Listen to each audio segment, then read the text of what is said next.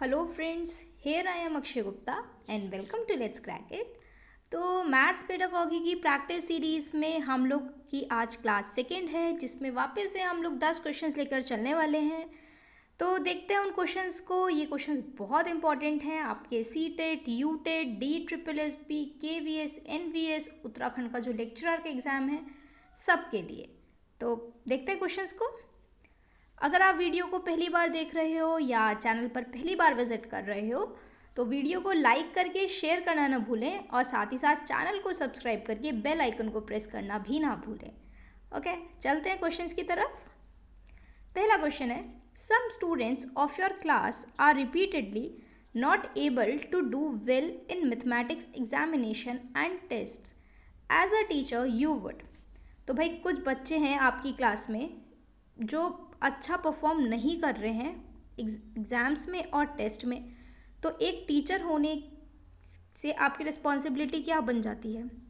क्या आप उनको टेस्ट दोगे प्रैक्टिस के लिए, या ये देखोगे कि वो क्यों नहीं कर पा रहे हैं, या ये देखो कि भाई उनको समझाओगे कि भाई तुम इस वजह से अच्छा नहीं परफॉर्म कर पा रहे हो, या फिर आप उनको जो अच्छे मार्क्स लेके आ रहे हैं स्टूडेंट्स उनके पास बिठा दोगे?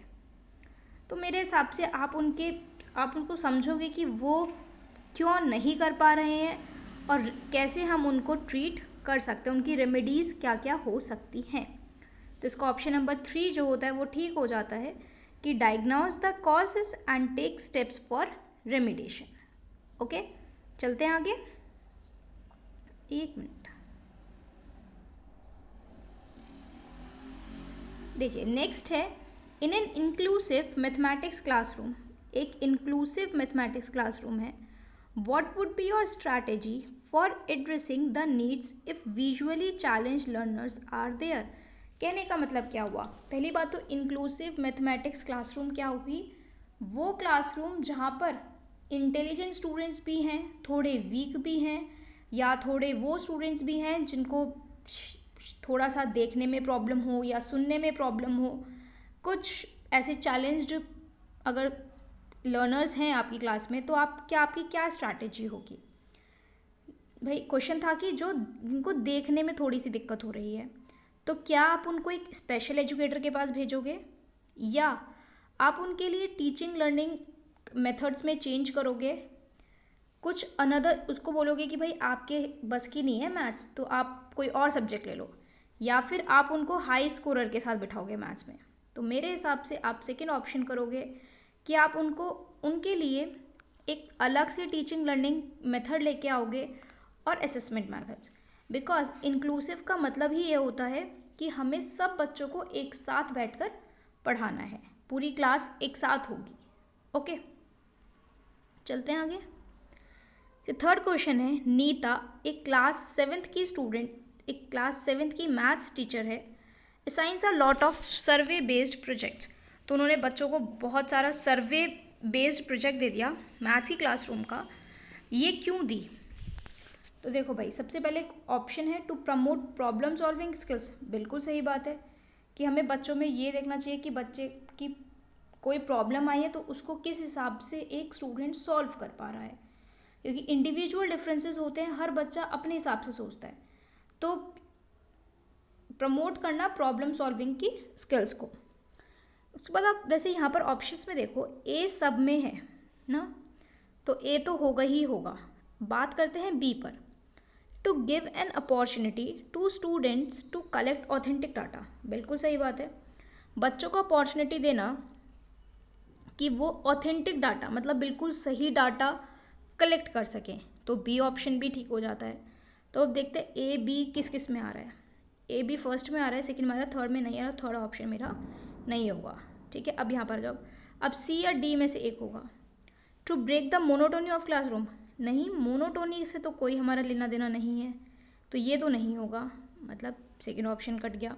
To use it an alternate assessment, बिल्कुल सही बात है। हम लोग इस तरह से भी देख सकते हैं कि कौन सा बच्चा किस हिसाब से सोच रहा है, किस कंडीशन को, किस सिचुएशन में है वो, तो इस वजह से इसका ऑप्शन नंबर 4 जो होता है वो हमारा ठीक हो जाता है कि प्रॉब्लम सॉल्विंग की स्किल्स को भी प्रमोट कर रहे हैं, साथ साथ बच्चे को अपॉर्चुनिटी दे रहे हैं कि वो एक कुछ डाटा कलेक्ट करके लाए और एक उसका हिसाब से असेसमेंट भी हो जाता है। ओके, चलते हैं आगे। नेक्स्ट है which of the following terms in mathematics is defined. तो कौन सा टर्म मैथ्स में डिफाइंड होता है? Line, point, diagonal of a quadrilateral या प्लेन। तो इसमें होता है लाइन, बिकॉज जब भी आप कोई भी एक लाइन ड्रॉ करोगे, पॉइंट हो गया, सपोज करो हमने ये एक पॉइंट बना दिया, ठीक है। अब पॉइंट तो बन गया, लेकिन पॉइंट से हम आगे कुछ भी चीज़ नहीं कर सकते हैं। लाइन से हम कर सकते हैं, लाइन से हम एक ट्रायंगल बना सकते हैं, रेक्टेंगल बना सकते हैं, त्रिभुज, चतुर्भुज, अलग अलग चीज़ें बना सकते हैं। ओके, चलते हैं आगे। नेक्स्ट है which one of the following is not an important aspect in algebra. Algebra में कौन सा एक इम्पॉर्टेंट एस्पेक्ट नहीं है? मेजरमेंट, विजुअलाइजेशन, ट्रांसपोजिशन या जनरलाइजेशन। तो इसमें मेजरमेंट होगा। क्यों होगा? क्योंकि एल्जेब्रा में ना हम लोग मेजर नहीं करते हैं कुछ चीज़ों को। एल्जेब्रा में एक्स, वाई या जेड इस चीज़ के टर्म्स में, मतलब ये वाले वेरिएबल्स होते हैं यूज़, इसलिए हम लोग इसमें मेजर तो नहीं कर पाएंगे। सपोज लिखा है 2y, तो 2y आप कैसे मेजर करोगे? या 3z लिखा है, 3z आप कैसे मेजर करोगे? ये तो आप मेजर नहीं कर पाओगे ना।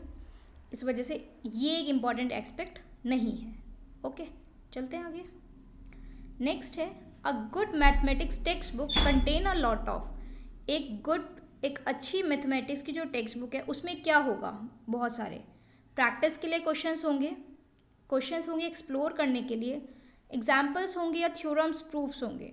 तो इसमें ऑप्शन नंबर 2 हो जाता है कि एक्सप्लोर करने के लिए। वही चीज़ हमने लास्ट जो हमारा क्लास फर्स्ट थी उसमें समझी थी। एक क्वेश्चन होता है, डिफरेंट फॉर्मूलेज होते हैं एक ही क्वेश्चन को सॉल्व करने के। ओके, चलते हैं आगे।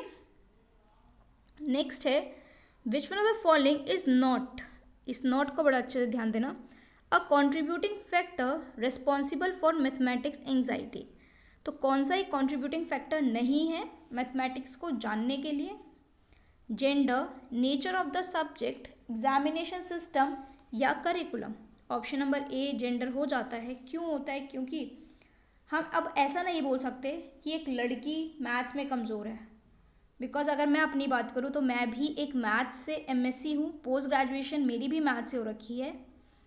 तो इसलिए हम लोग जेंडर का नहीं बोल सकते कि एक लड़की, अब ये वाली बात बिल्कुल गलत हो जाएगी कि एक लड़की होकर आप मैथ्स पढ़ रहे हो, ठीक है। तो ये कंट्रीब्यूटिंग फैक्टर नहीं होता है।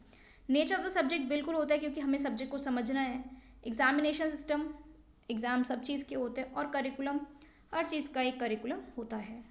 ओके, चलते हैं। नेक्स्ट है writing proofs in geometry implies. तो ज्योमेट्री में जब हम प्रूफ्स लिखते हैं उसका मतलब क्या होता है?